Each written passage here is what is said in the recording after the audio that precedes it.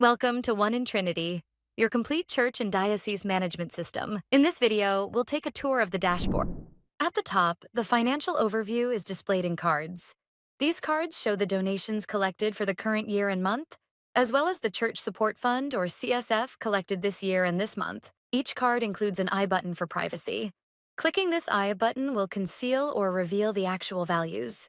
Next, the sacrament section is displayed in cards. Each card represents a sacrament such as baptism, communion, confirmation, and marriage.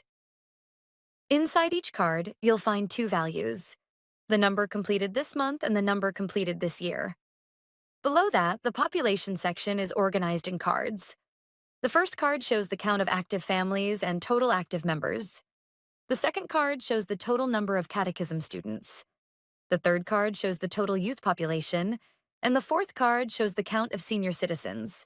Clicking on each card, specifically the catechism, youth, or senior citizens card, will open a detailed list of members in that category, giving you a clear view of everyone who belongs to that list.